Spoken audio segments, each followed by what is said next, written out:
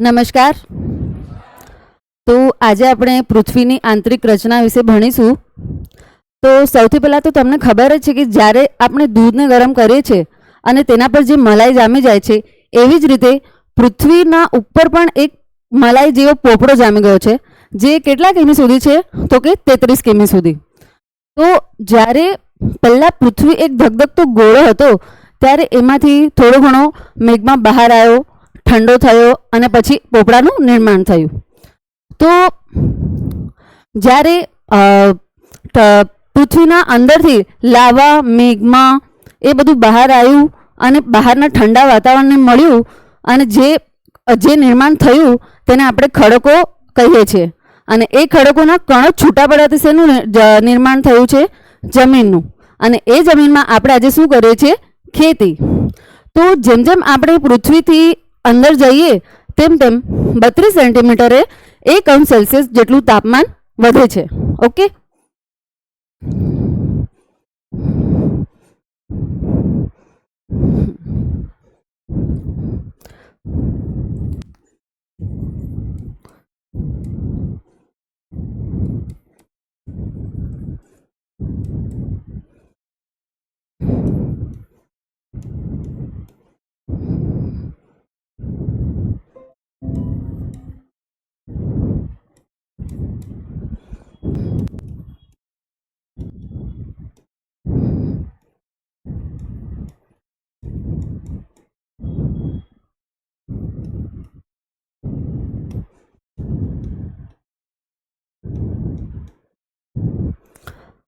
દેખો, જ્યારે આપણે પૃથ્વીની અંદર જઈએ તેમ તેમ 32 સેન્ટીમીટર કેટલું તાપમાન વધે છે? 1°C.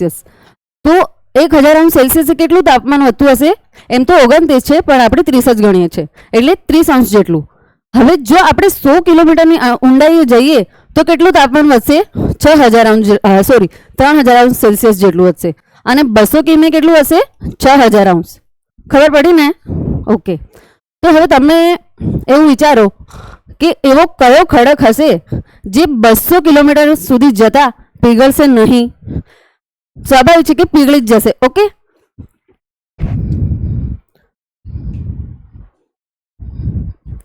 હવે ધારો કે પાણી છે, તો જ્યારે તમે પાણીને દબાણ આપશો કે એનું તાપમાન ઘટાડશો તો એ શેમાં રૂપાંતર થઈ જશે? બરફમાં.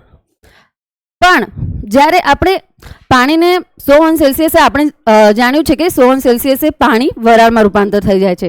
પરંતુ જો આપણે એ જગ્યા પર એટલું જ એને પ્રેશર આપીએ તો પાણી વરાળમાં રૂપાંતર થતું નથી, એ ફરીથી ટીપા સ્વરૂપે રૂપાંતર થઈ જાય છે. ધારો કે હમણાં પ્રેશર કુકર હોય, બરાબર? તો એમાં પ્રેશર કુકરમાં આપણે કશી વાનગી બનાવીએ તો એમાં આપણે ઢાંકણ ખોલીએ ત્યારે આપણે જોઈએ છીએ કે ઉપર પાણીના ટીપા દેખાય છે. તો એ વરાળ છે અને એ વરાળના દબાણના કારણે શું થઈ ગયું છે? પાણીના ટીપા બની ગયા છે. હવે જો આપણે ઢાંકણ ખોલ્યા, મતલબ ઢાંકણ લગાવ્યા વગર એને આપણે કશી વાનગી બનાવીએ તો આપણને ટીપા દેખાતા નથી. કેમ? કેમ કે જો આપણે ઢાંકણ લગાવીએ તો જ એના પર પ્રેશર લાગશે. એટલે પ્રેશર લાગવાથી જ એ વરાળ શેમાં રૂપાંતર થશે? પાણીના ટીપામાં. હવે દબાણ વધવાની સાથે સાથે આપણે તાપમાન પણ તો વધતું જ હશે. ઓકે. તો દબાણ લાગવાથી શું થાય છે? તો જે દૂર પદાર્થના દૂર રહેલા કણો હોય છે એ શું થાય છે? ભેગા થાય છે. હવે તમને ખબર જ છે કે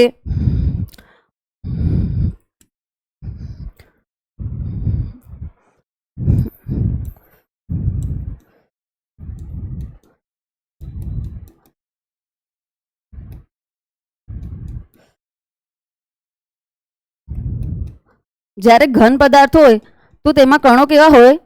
એકદમ નજીક. જેવી રીતે તમે બેઠા છો એવી રીતે ઘન પદાર્થમાં કણો પણ કેવા હોય? એકદમ નજીક હોય છે.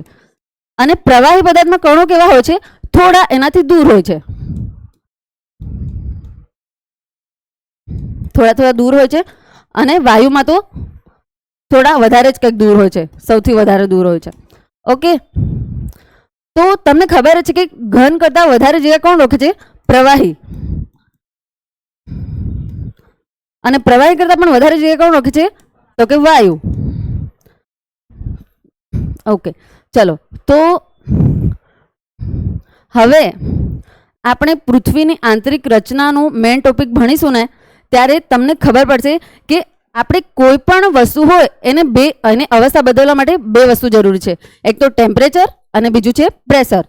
તો જેમ જેમ આપણે પૃથ્વીની અંદર જઈશું તો ખાલી તાપમાન જ વધતું હશે? ના ને, દબાણ પણ એની સાથે વધતું જ હશે ને.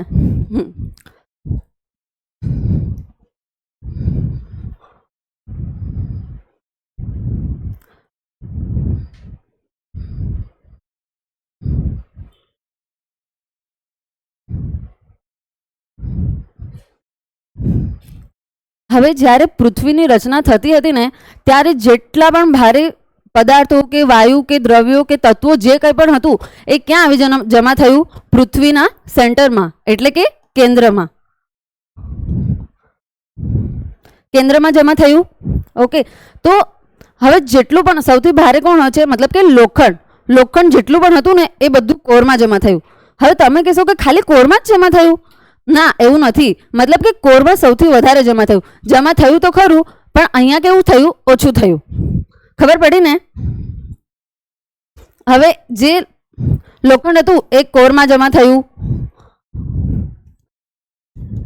પછી હવે લોખંડથી સિલિકા, મેગ્નેશિયમ, એલ્યુમિનિયમ આ બધા તત્વો કેવા છે? હલકા છે. એટલે એ બધા ક્યાં? અહીંયા ઉપરના સ્તરોમાં જમા થયા હશે ક્યાંક ક્યાંક. ખબર પડી? અને લોખંડ ક્યાં જમા થયું હશે? અહીંયા કેન્દ્રમાં. તો હવે જે તમને એક પ્રશ્ન થતો હશે કે આ બધું કેવી રીતે ખબર પડી? કોઈ અંદર જઈને દેખ્યું? તો કે ના, એવું નથી. એના અમુક પુરાવા મળ્યા છે, સાબિતીઓ મળી છે, અને વૈજ્ઞાનિકોએ સિસ્મિક વેવ્સ દ્વારા આની શોધ કરી છે. અને એ લોકોએ સંશોધન કર્યું અને જાણ્યું કે 33 કિમી સુધી જે આવેલું છે એને આપણે કયા નામથી ઓળખીએ છીએ? ક્રસ્ટ તરીકે ઓળખીએ છીએ. શેના તરીકે ઓળખીએ છીએ? ક્રસ્ટ. ક્રસ્ટ એટલે કે પૃથ્વીનો પોપડો, જે દૂધની મલાઈ હોય ને એ રીતે. તો હવે ક્રસ્ટમાં બે વસ્તુનો સમાવેશ થાય છે, એક તો કોન્ટિનેન્ટ્સ અને એક ઓશનિક. હવે ઓશનિક એટલે કે આ સમુદ્રવાળો વિસ્તાર અને કોન્ટિનેન્ટ એટલે કે ખડક. હવે તમને ખબર છે કે આ બંનેમાં જાડાઈ કોની વધારે છે? ખાલી આપણે આટલા જ ભાગની વાત કરીએ છીએ.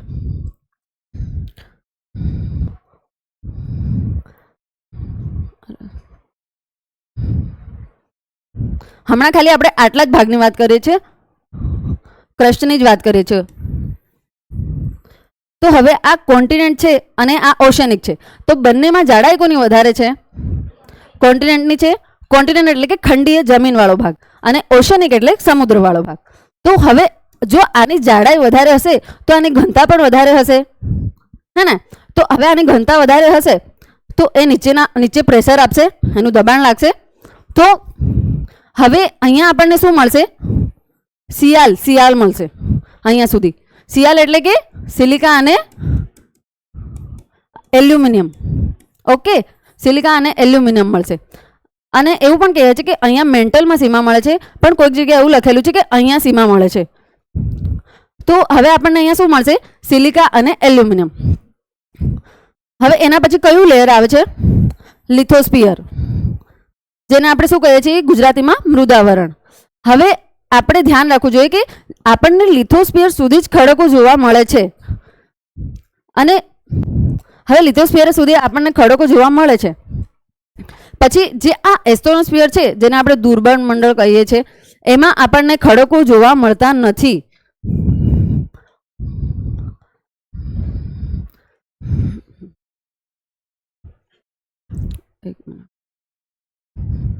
તો આપણું ક્રસ્ટ કેટલા કિમી સુધી આવેલું છે? 33 કિમી સુધી. કેટલા કિમી સુધી? 33 કિમી સુધી. અને જે આ મેન્ટલ છે, સોરી, આ જે લિથોસ્ફિયર છે એ કેટલા સુધી આવેલું છે? 100. અને જે એસ્ટ્રોનોસ્ફિયર છે એ કેટલા સુધી આવેલું છે? 200 કિમી સુધી. હવે મેં તમને કીધું હતું આગળ કે 100 કિલોમીટરે તાપમાન કેટલું વધી જાય છે? 3000 અંશ સેલ્સિયસ. તો 200 કિમીએ કેટલું વધી જશે? 6000 અંશ સેલ્સિયસ. એટલે 200 કિમીએ આવતા તો કોઈ બી ખડક પીગળી જ જવાનો છે, અથવા તો એ પીગળશે નહીં પણ મધ જેવો તો થઈ જ જશે. એટલે અહીંયા આપણને રોગ જોવા મળશે લિથોસ્ફિયર સુધી.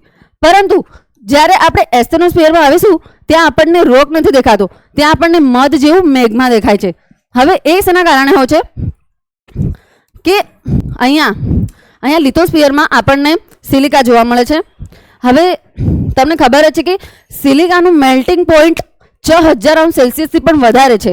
ઓકે, તો આપણને પ્રશ્ન થવો જોઈએ કે 6000°C સુધી છે તો કોઈ બી ખડક પીગળી જવો જોઈએ, પણ એમાં એવું થાય છે કે અહીંયા સિલિકા આપણને 6000°C થી પણ વધારે એનું મેલ્ટિંગ પોઈન્ટ છે, એટલે અહીંયા સિલિકા પીગળતી નથી, એટલે અહીંયા ખડકો આપણને જોવા મળે છે. ઓકે, હવે તમને ખબર જ છે કે જેમ જેમ આપણે પૃથ્વીની અંદર જઈએ તેમ તેમ ગરમી વધવાનું એક બીજું પણ કારણ છે. કયું છે? કોઈને ખબર છે?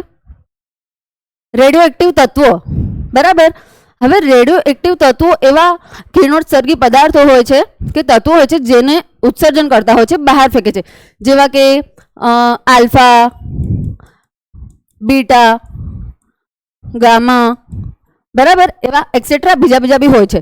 તો એમાંથી જે ગામા કિરણ છે તો એની ફ્રીક્વન્સી એટલે કે એની આવૃત્તિ કેવી હોય છે? વધારે હોય છે.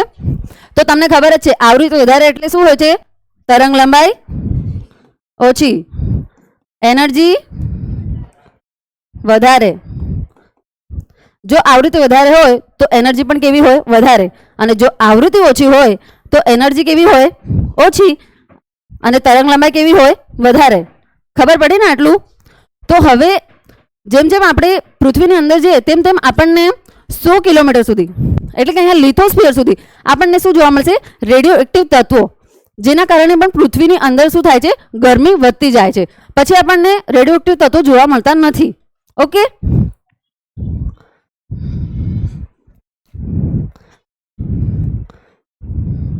હવે આપણે આવે છે એસ્ટેનોસ્ફિયર.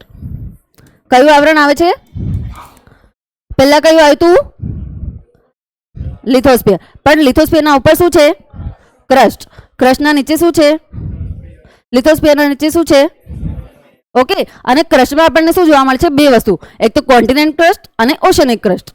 હવે લિથોસ્ફિયર આપણને કેવું જોવા મળશે? લિક્વિડ, મતલબ કે સેમી લિક્વિડ, અર્ધ પ્રવાહી જોવા મળે છે. કેમ અર્ધ પ્રવાહી જોવા મળે છે? કોઈને ખબર છે? નથી ખબર. ઓકે, તો હવે જે લિથોસ્ફિયરમાં આપણને શું જોવા મળશે? સીમા, મતલબ કે અહીંયા આપણને સિલિકા તો મળશે જ, પણ સિલિકા કેવી હશે? એના ઓક્સાઇડ સાથે હશે. એટલે કે અહીંયા સિલિકા પીગળતી નથી, પણ એના ઓક્સાઇડ હોય છે ને, એના કારણે અહીંયા આપણને શું જોવા મળે છે? થોડું અર્ધ પ્રવાહી જોવા મળે છે. સિલિકાના ઓક્સાઇડના કારણે એના મતલબ સિલિકા પીગળતી નથી, એનો ઓક્સાઇડ પીગળી જાય છે. અને બીજું કયું જોવા મળે છે? મેગ્નેશિયમ, સિલિકા અને મેગ્નેશિયમ. હવે આ શું છે? એક અર્ધ પ્રવાહી છે એસ્ટેનોસ્ફિયર, એટલે કે દુર્બળ મંડળ કેવું છે? અર્ધ પ્રવાહી. તો જે આ લિથોસ્ફિયર છે એ કેવું છે? સોલિડ છે. અને આ કેવું છે? સેમી સોલિડ, એટલે કે અર્ધ પ્રવાહી છે. અને આ કેવું છે? સોલિડ છે. હવે તમને થવું જોઈએ કે આ સોલિડ કેમ છે અને આ કેમ લિક્વિડ છે? તો તમને ખબર જ છે આ એટલું બધું સોલિડ પણ નથી અને એટલું બધું લિક્વિડ પણ નથી, મતલબ મધ્યમ છે. તો હવે તમને પ્રશ્ન થવો જોઈએ કે આ કેમ લિક્વિડ છે? તો મેં તમને કીધું, એક આ સીમાવાળું, એના ઓક્સાઇડવાળું, અને બીજું છે કે અહીંયા આ લિથોસ્ફિયર છે એને બહારનું ઠંડુ વાતાવરણ મળે છે, એના કારણે એ કેવું થઈ ગયું છે? વધારે કઠણ થઈ ગયું છે, મતલબ કે વધારે સોલિડ થઈ ગયું છે. અને જે આ એસ્ટેનોસ્ફિયર છે એને ઉપરના સ્તરોનું કેવું લાગે છે? પ્રેશર લાગે છે, અને નીચેથી પણ પ્રેશર લાગે છે. ઓકે, અને જેમ જેમ તાપમાન વધે છે નીચે જઈએ તેમ રેડિયો એક્ટિવ તત્વોના કારણે, તો આપણને ક્યાં સુધી જોવા મળે છે રેડિયો એક્ટિવ તત્વો? લિથોસ્ફિયર સુધી જોવા મળે છે. હવે આપણને એસ્ટેનોસ્ફિયરમાં તો રેડિયો એક્ટિવ તત્વો જોવા મળતા નથી, તો અહીંયા કેવું જોવા મળે છે આપણને? અર્ધ પ્રવાહી. ખબર પડી આટલામાં? તો હવે એસ્ટેનોસ્ફિયરમાંથી જ આપણે વાંચ્યું હશે કે દુર્બળ મંડળમાંથી જ્વાળામુખી આવતા હોય છે. તો અહીંયા મેઘમાં ફરતો હોય છે અર્ધ પ્રવાહીની જેમ, મધની જેમ. તો એના ઉપર આપણે આ લિથોસ્ફિયર છે ને એક બોટની જેમ તરે છે, મતલબ કે જે બાજુ લિથોસ્ફિયર જાય એ બાજુ, મતલબ સોરી, જે બાજુ એસ્ટેનોસ્ફિયર જાય એ બાજુ લિથોસ્ફિયર જાય. એટલે આ લિથોસ્ફિયર છે ને એસ્ટેનોસ્ફિયરના ઉપર કેવું હોય છે? તરતું હોય છે. હવે આપણે આગળ જઈશું. એના પછી કયું આવશે? મેન્ટલ. મેન્ટલ એટલે મિશ્રાવરણ. તો એ આપણને કેટલા કિમી સુધી જોવા મળશે? બે મેન્ટલ છે, એક તો લોઅર મેન્ટલ, સોરી અહીંયા બે પાર્ટ પડે છે એના, એક અપર મેન્ટલ એક લોઅર મેન્ટલ. પણ એમ તો આપણને મેન્ટલ કેટલા કિમી સુધી જોવા મળે છે? 2900 કિમી સુધી જોવા મળે છે. અને આ કોર કેટલા કિમી સુધી જોવા મળે છે? 6371. એમ તો કોઈ બુકમાં અલગ અલગ આંકડા છે, પણ એમ તો 6000 સુધી તો છે જ એ. તો હવે આપણે મેન્ટલ વિશે ભણીશું.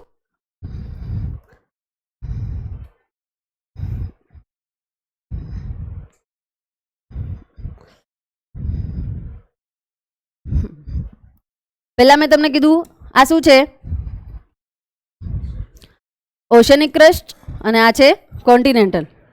અહીંયા શું જોવા મળે છે આપણને? સિયાલ, એટલે કે ઓશનિક ક્રસ્ટમાં આપણને સિયાલ જોવા મળે છે અને અહીંયા સીમા જોવા મળે છે. હવે તમને ખબર જ છે કે લિથોસ્ફિયર સુધી જ આપણને ખડકો જોવા મળે છે, એટલે કે મૃદાવરણ સુધી જ આપણે ખડકો જોઈ શકીએ છીએ. ઓકે, પછી જેવું આપણે એસ્ટેનોસ્ફિયર આવે છે એ કેવું હોય છે? સેમી સોલિડ, એટલે કે અર્ધ પ્રવાહી હોય છે.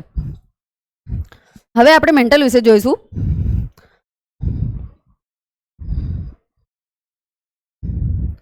મેન્ટલ એટલે કે મિશ્રાવરણ.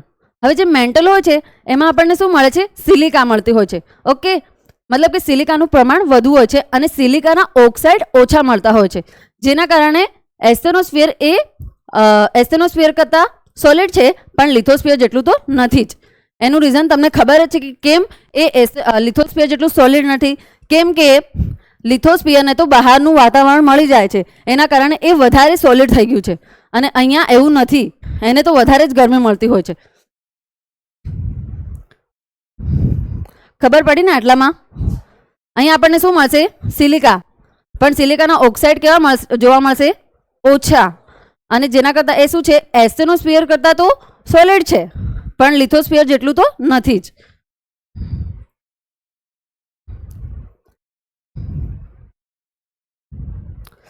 એના પછી શું આવે છે?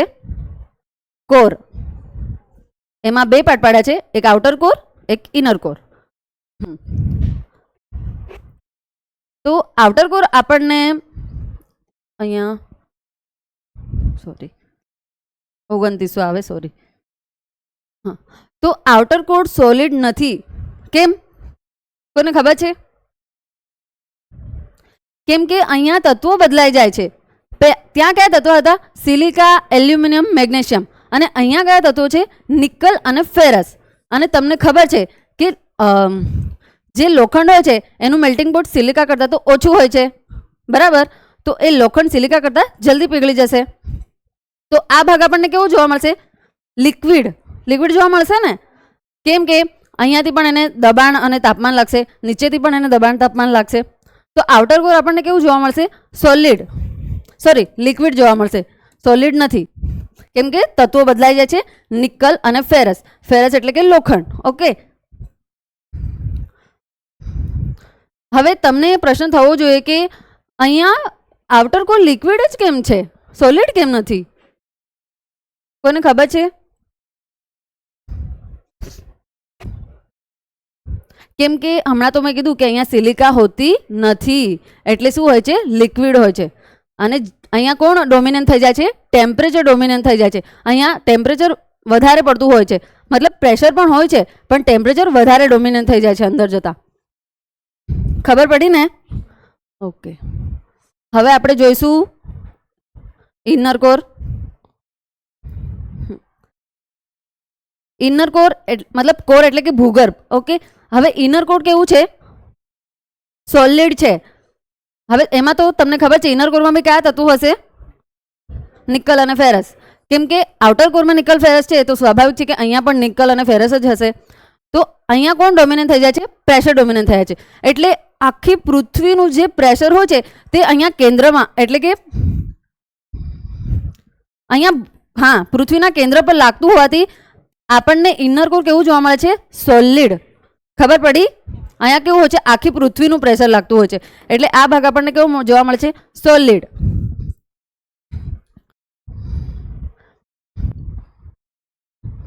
અને જે પૃથ્વી છે ને એ પોતાનું ચુંબકીય ક્ષેત્ર બનાવતી હોવાના કારણે આપણને શું જોવા મળે છે? મેરુજ્યોત જોવા મળે છે. ઓકે,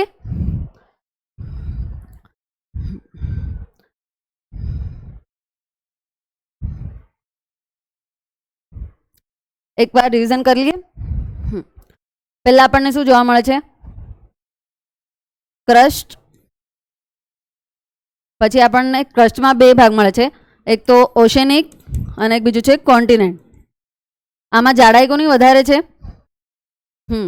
તો ઘનતા પણ કોની વધારે હશે? કોન્ટિનેન્ટની.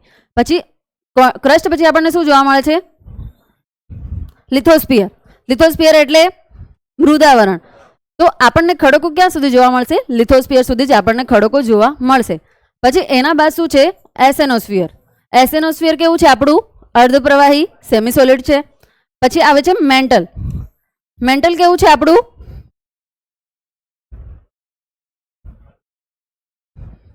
સોલિડ છે, પણ કેવું છે? લિથોસ્ફિયર જેટલું તો નથી જ. ઓકે.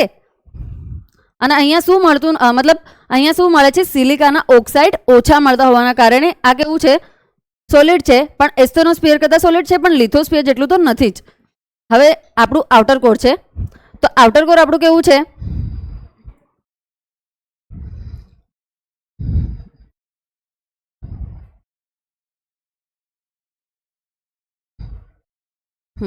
આઉટર કેવું છે આપણું? લિક્વિડ. કેમ કે એમાં શું હોય છે? સિલિકા હોતી નથી, એટલે આપણું આઉટર કોર કેવું હોય છે? લિક્વિડ હોય છે. અને અહીંયા તત્વો પણ બદલાઈ જાય છે. કયા કયા થઈ જાય છે? નિકલ અને ફેરસ. અને અહીંયા ઇનર કોર કેવું હોય છે આપણું? સોલિડ. કેમ કે એ તો સોલિડ જ હશે, કેમ કે આખી પૃથ્વીનું પ્રેશર એના પર લાગતું હોવાથી એ કેવું હશે? સોલિડ હશે. અને આઉટર કોરમાં કોણ ડોમિનન્ટ થઈ જાય છે? તો કે પ્રેશર ડોમિનન્ટ થઈ જાય છે. ઓકે.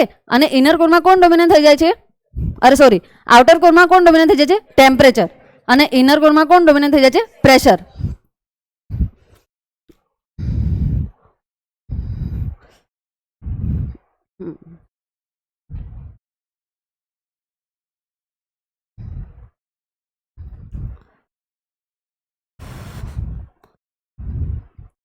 આ જે આપણું મેં તમને આગળ આકૃતિ બતાવી એ અહીંયાથી આપણે પૃથ્વીમાંથી આવી રીતે નીકાળેલી છે. બરાબર. આ કંઈ તરબૂચનું એ નથી કે ખાવાનું છે કે તમે એવું વિચારતા હશો કે આ તરબૂચની ચીર છે, એવું કંઈ નથી. હા,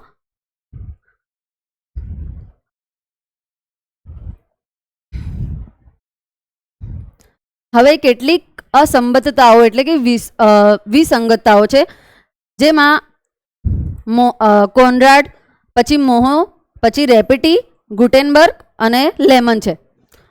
તો હવે તમને ખબર જ છે કે જે આપણું કોનરાડ છે એ બિટવીન મતલબ કે કોની વચ્ચેનું મતલબ કે જે સ્તરો આવેલા છે, જે ક્રસ્ટ છે, લિથોસ્ફિયર છે, એસેનોસ્ફિયર છે, મેન્ટલ છે, કોર છે, એની મતલબ એ લોકોના નામ પાડી દેવામાં આવે છે. શું છે?